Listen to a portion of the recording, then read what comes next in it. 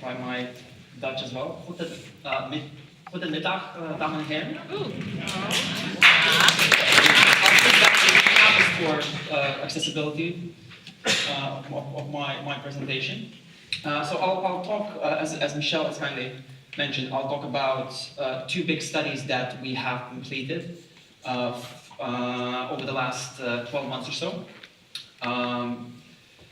And really cover three big areas. So very quickly, I'll talk about the current state of the TV market across Europe and where we are today, what are the challenges the industry is facing, and then, as a result of that, talk about as an audience, data measurement and metrics, and what kind of the outlook for the for the next 5 to 10 years are.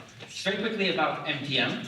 So we are a research and strategy consultancy. We're based in the UK, but we work internationally, mostly across Western Europe and the US, and work across the board, all kind of media companies you could imagine, both the traditional broadcasters, media agencies, technology companies, technology providers, and also increasingly with digital media giants like Google, Facebook, and Netflix. Over the course of last year, we did two studies. So one was for ThinkBox, which I could probably say is a cousin of Screenforce, or the British cousin, sister, brother. So that was looking into what consumer needs TV and other forms of video serve, and that was an update of a study that ThinkBox did 3 years ago, and really looking at the changed landscape and how new forms of video serve consumer needs. Because I think we intuitively know that online video and long-form broadcast TV are different, but we really tried diving into how different and why and why they are different. The other study was as part of a consortium of media and technology companies. So we had Sky, Adobe Advertising Cloud, Alfonso, and TVB forming a consortium looking into TV measurement metrics and data. Our study was pan-European. We did it across 5 markets, so 5 major European TV markets, so Netherlands, UK, Germany, France, and Italy. The study was supported by ECTA, which is a commercial broadcaster, European Commercial Broadcaster Association, as well as EACA, its kind of equivalent of ECTA for communication agencies across Europe. So just to set the scene, it's a bit of a captain obvious thing, and I know that we've kind of covered, and you are all very familiar with these topics, but I have to run through them because that will set the scene for the rest of the presentation. We all know that linear TV is declining. We know that TV has evolved from being a linear broadcast medium to a multi-platform medium, but also other forms of multi-platform video consumption are emerging due to new devices and new video entrants like Netflix, YouTube, Facebook. So the overall video experience has evolved and continues to evolve.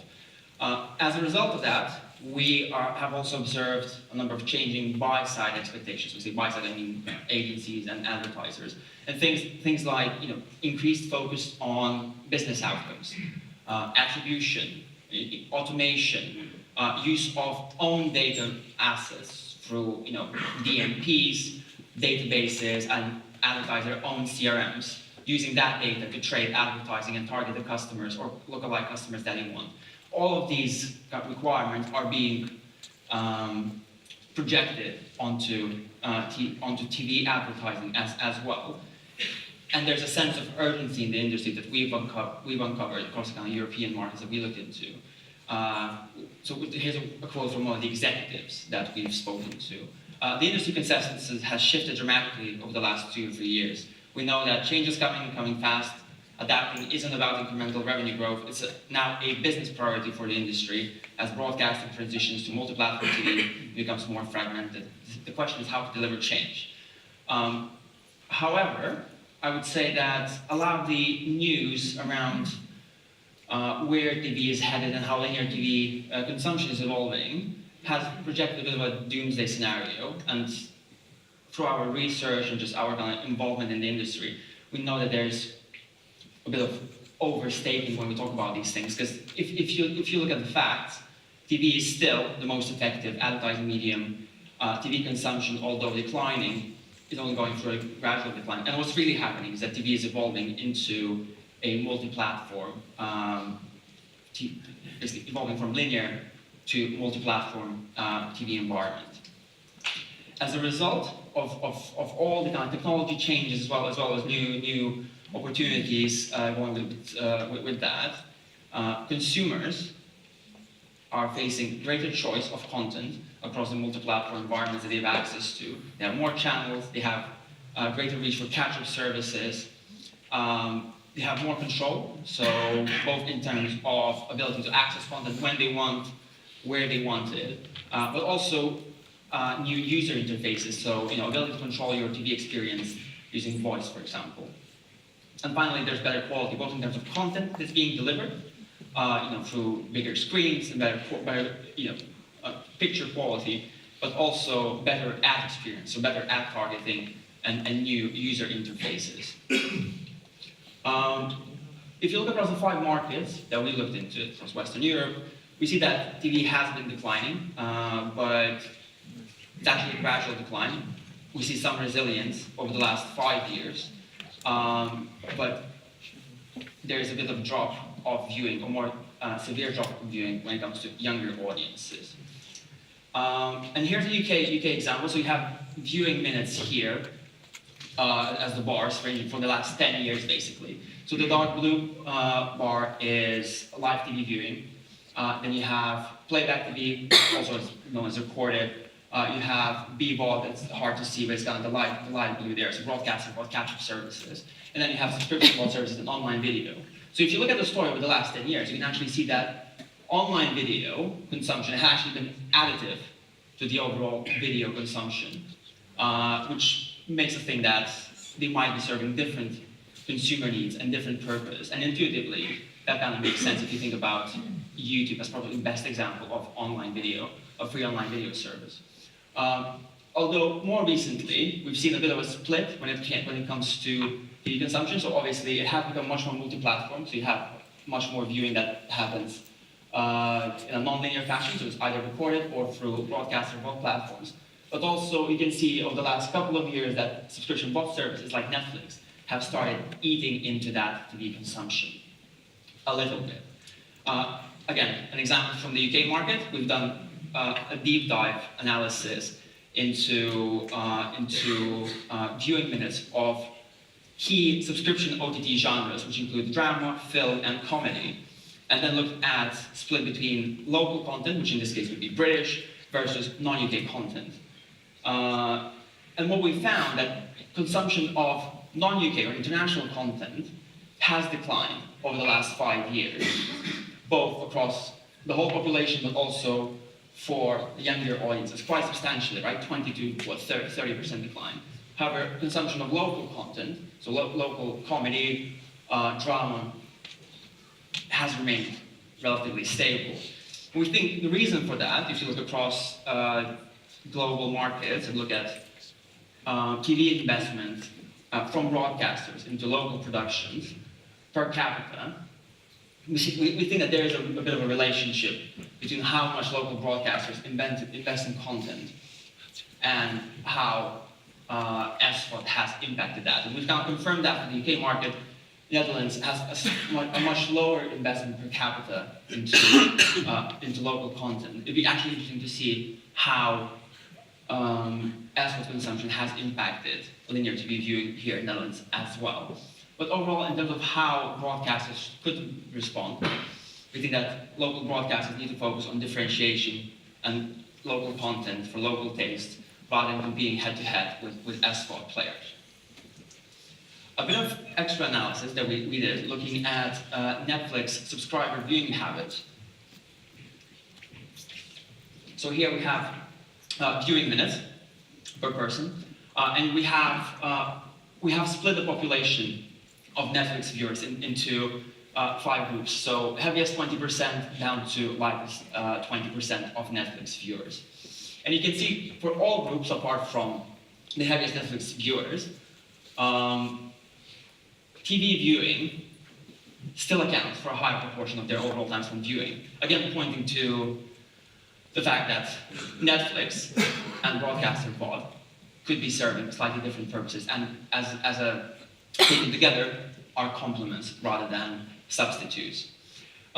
So having looked at the hard data behind that, we went into a consumer study. So we did two things. One was a diary study using camera glasses of 30 TV households in the UK, trying to understand their viewing behavior over the course of 2 weeks.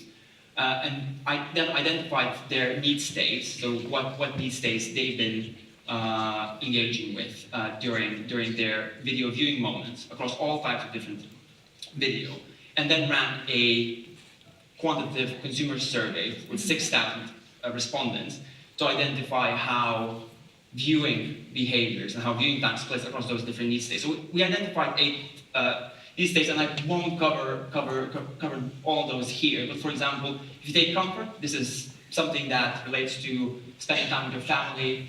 Unwinding is basically just finding moments to relax and engage with the content that you're familiar with, or things like do when you're actually learning a practical thing to do using video.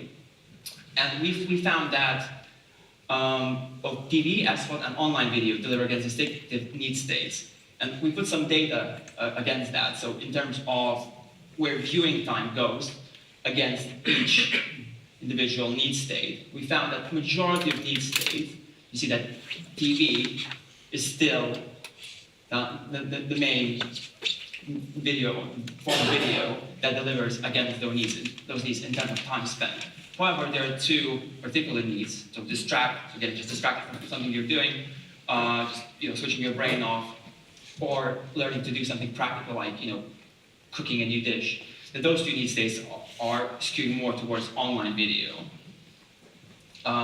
So taking this all together, we see that TV still remains well positioned to deliver against major consumer needs, and that online video, SVOD, and broadcast TV serve slightly different need states. And TV is particularly well positioned for all those family moments, social viewing occasions that I think Michelle, if I understood correctly, spoke a little bit about. So, in summary, there's no doomsday scenario, in our opinion, that the TV industry is going through. However, there are very important changes, which are particularly related to TV moving from a broadcast medium to a multi-platform medium, presenting its own challenges. So how do you collect data about it? How do you report it? How do you trade across a unified universe of TV, defined in that kind of new, broader sense? So we did this study for the consortium, looking at exactly that. How do you basically deal with the new data challenges? And came up with 5 priorities, and that's all based on consensus industry opinion. Obviously, the kind of responses we had differed from market by market, but this is kind of the most unified picture of what we found. So, to start with, and that's something that surprised me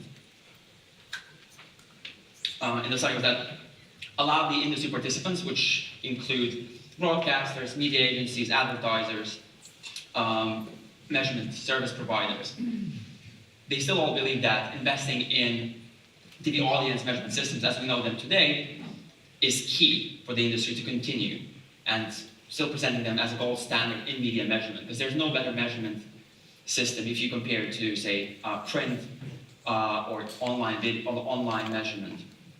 So that's the first thing, so basically supporting the audience measurement. The second thing was more about how do you develop next set of advanced TV advertising solutions. So the key requirement from buyers is scale and consistency, and people said that the industry needs to support the development of scalable advanced TV advertising solutions. What that means is developing standardized audience segments, ensuring that there's not a fragmented patchwork of different solutions if you go from one broadcaster to another. That there is some sort of alignment and consistency across them. That's a key requirement we heard from both agencies and advertisers as well. How do I buy TV as a platform, like I can do with, say, YouTube or Facebook across their whole population, but also across different markets, which is a kind of secondary thing from TV's perspective, because each TV market is very different. Then thirdly, it's about developing industry data assets that are required to cater to new advertiser needs. And that includes both existing advertisers that simply might have different activities based on their marketing funnel. So for example, a car advertiser promoting, doing a lot of brand advertising, but also wanting to get people through the door signing up for test drives. And the idea is that TV could serve both, if the infrastructure and data assets that were developed. Another thing that came up against those industry data assets was a need for attracting SMEs to TV advertising. And that was all related to things like telling to target local audiences. So developing data assets around that. Obviously there are limits in individual markets around collaboration, around availability of data, but still, as a priority, as an ambition, that's something that people felt that the industry should be striving for. The fourth priority, maintaining TV's status as a brand safe, fully viewable, and effective advertising medium is really, really important, in the sense that TV is all of those things in the linear environment, but when you think about multi-platform TV, currently the same does not apply.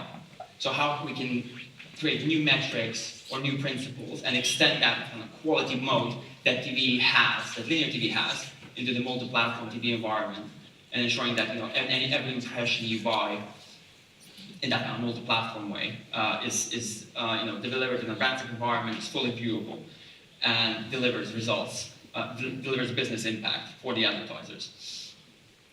And then finally, the last thing was around investing in training a new generation of data scientists to meet growing TV industry's needs. And that's all about, if you think about kind of key competences that TV industry has invested in, was things around broadcast engineering, content curation and creation, advertising sales, but increasingly data science and ability to manipulate audience data to understand which programs to invest in, where to place advertising, increasingly important as well.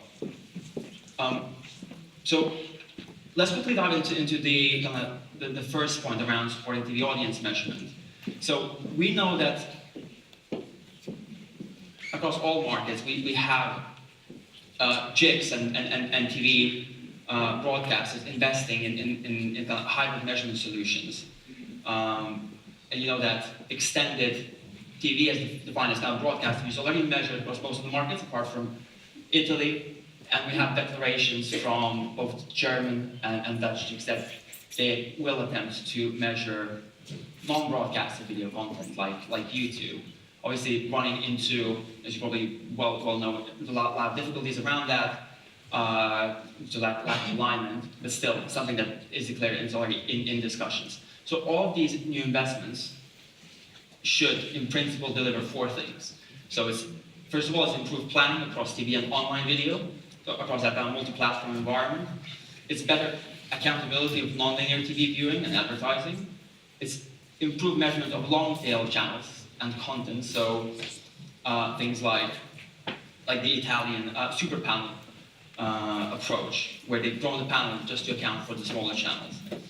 And then finally, improved measurement of non-broadcasted content, such as YouTube.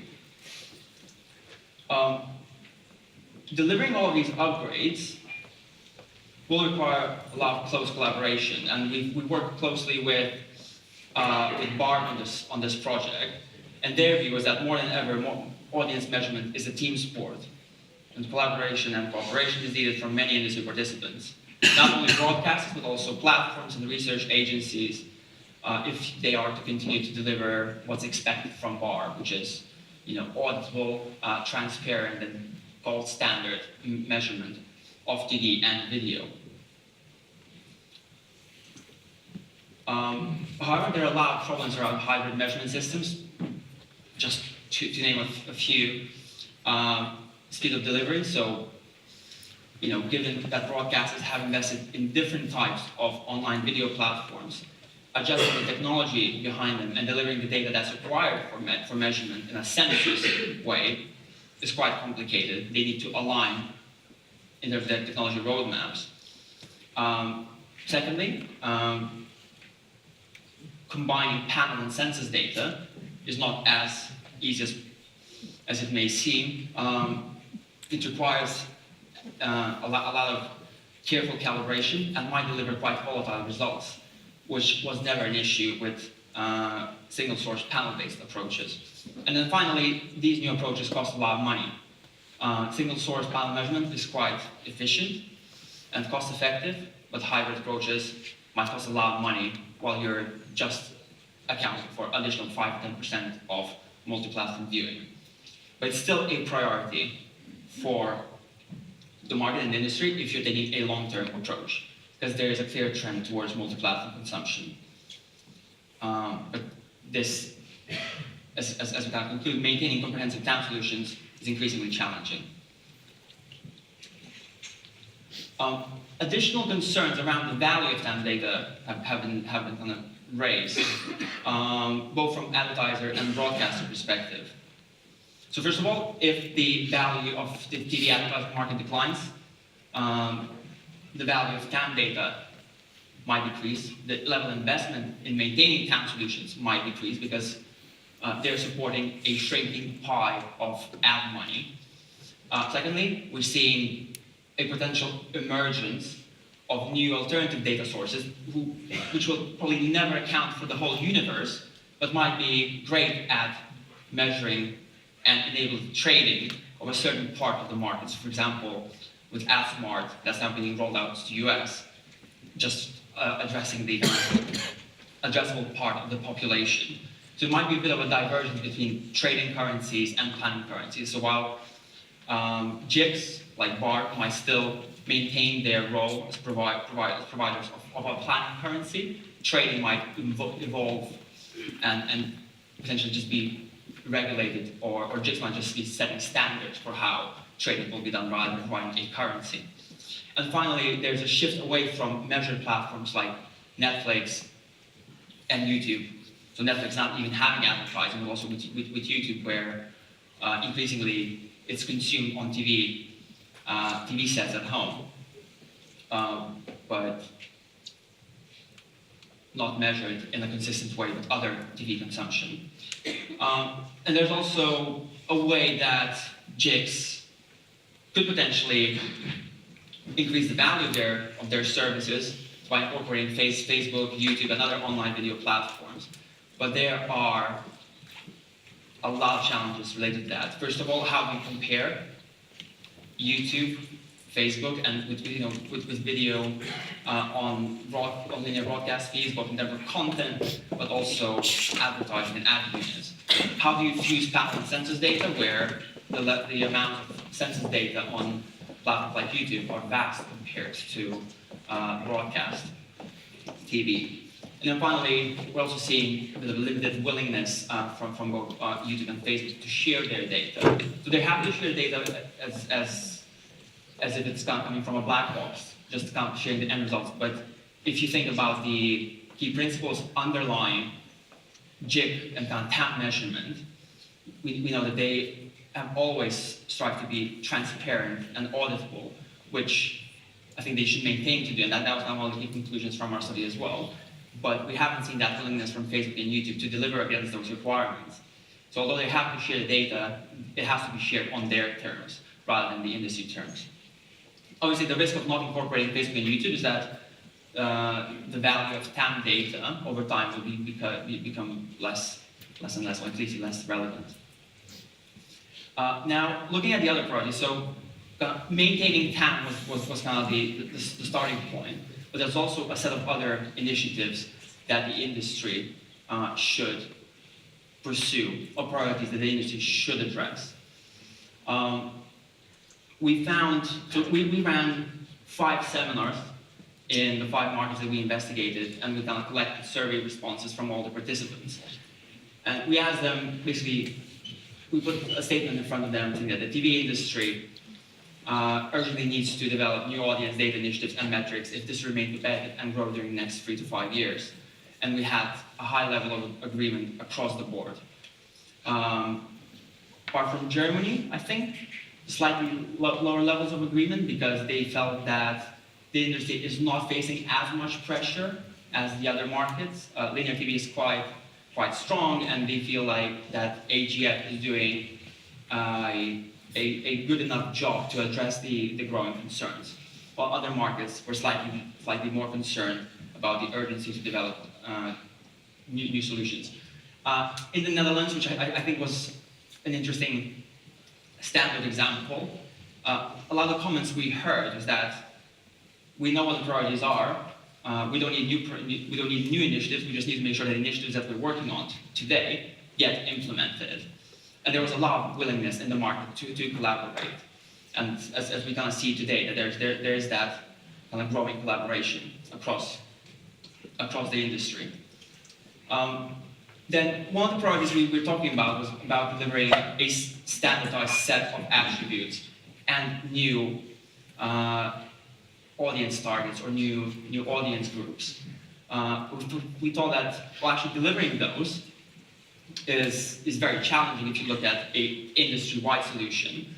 First of all, there's a large number of advertisers that invest in TV, spread across a wide number of different industries that all have different benchmarks based on their kind of marketing objectives and kind of different situations that they're trying to address. So the range of demanded audience advertising is actually quite wide. But the ambition, regardless of that complication, is still to provide a common layer of audience attributes that would be applicable to as many advertisers as possible to enable that kind of next level trading of audiences. And that's our sense is that it will be kind of incumbent upon broadcasters and advertisers, actually broadcasters, to work with advertisers to deliver those solutions and figure that out at the market level, because each market is very, very different in terms of what their situation is and what their ambitions are and what the relationship with advertisers, agencies, and the broadcast community is. But one common theme running across the whole program was that of growing collaboration. And we know that the TV industry has collaborated already very well across a number of issues, so establishing jigs and kind of TV audience measurement, but also setting standards for broadcast engineering and developing new kind of technological solutions. And we feel like that could be extended to data as well. We recognize it's tricky, but I think there's this common sense of a need to band together. Again, to quote Linda Yaccarino that Michelle mentioned before, that's a quote from probably a year and a half ago already. So she at that time, we felt like she was quite a visionary in terms of what she was trying to encourage the whole TV industry to do, which is to band together for the greater good of the industry and build metrics that the industry needs. And she has gone and kind of spread that message across various forums and events, but also started actually doing that with NBC Universal and Comcast, and now with Skype kind of joining the corporate entity Sky as well. But we also heard that kind of consistent message about collaboration from other senior leaders across the European market. So the chief strategy officer of a UK broadcaster said that us as broadcasters individually, we've got a lot of pieces in place already, but we need to align. We need to make sure that we're not duplicating, and we need to collaborate rather than compete in areas where that can add value. So we will still be competing with each other, but there are certain things that we could do to present TV as a platform altogether, where advertisers could come and interact with the platform the same way they interact with Facebook as a platform or YouTube as a platform, in a way. And then finally, there was a whole idea about coming together to align behind new metrics. So things that could really differentiate TV in that multi-platform environment. Things I mentioned around brand safety, viewability, and effectiveness of TV advertising. Coming back to kind of principles that ensured the effectiveness and kind of the long-term value that TV audience measurement systems have developed, have delivered. I think it's important to remember that in order to succeed in any of the new data solutions that will be developed across the industry, we'll have to deliver at least three things. First of all, they have to be accountable, transparent, and obviously commercially viable. And I think the last point is where a lot of the ongoing discussions that we're aware of and we have been involved in is that take the longest.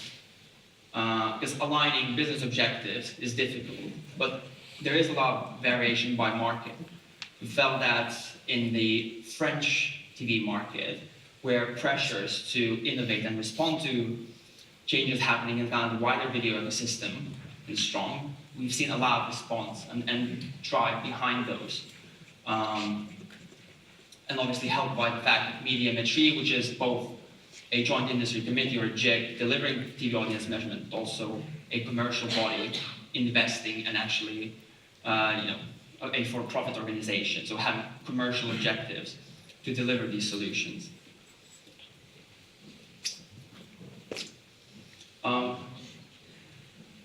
So while delivering these new data initiatives will take time, we're also seeing that broadcasters are inherently different businesses that have much more business complexity than they used to have, say, 5 years ago.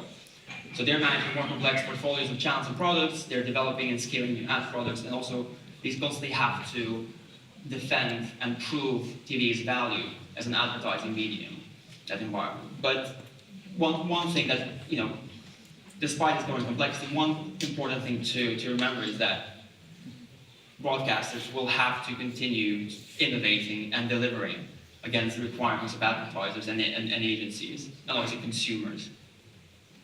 So we know that the size of prize is quite significant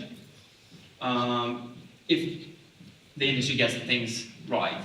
And really the ambition here is to become a much more data-driven industry, so providing ability for advertisers to buy audiences that they want at scale, ability to get unduplicated reach across multiple platforms, and really buying that advertising in a premium environment that is brand safe, is viewable, and delivers against a much wider range of marketing objectives, both top funnel activity as well as bottom of the funnel activity, which is kind of activation. And finally, it also has to remain innovative and creative, because those are kind of the long-term things that really differentiate TV from other types of video. And to end on a slightly escapist, I think, terms, is that, well, we know that all of these ambitions, all these projects are quite ambitious, and we know that execution will be challenging. We know that the industry will need to find the right balance between collaboration and competition. So how do you really ensure that you're still competing but collaborating as a platform versus the other kind of market forces? Also, how do you balance innovation with standardization? So creating, and what we mean here is that, for example, creating a common layer of metrics that you could trade against doesn't necessarily mean that different broadcasters will not be able to innovate on top of that. It's having more of that kind of common core layer of basic things, and then adding new metrics on top of that could help individual broadcasters differentiate their propositions. And we're seeing that happening in the UK, for example, where ITV and Channel 4 are going against completely different metrics and data initiatives. And finally, I think to end is that we know that priorities are common, and there is a common sense of urgency and the sense for the need for collaboration. But we know that approaches will vary by market. So the way the Dutch market will approach and implement the same priorities will be very different to the way the UK or the French market approaches that. So the key within each individual market will be around creating consensus and alignment with the market players. And I know that's already happening in the Dutch market. So I think that covers everything. Thank you, Ben.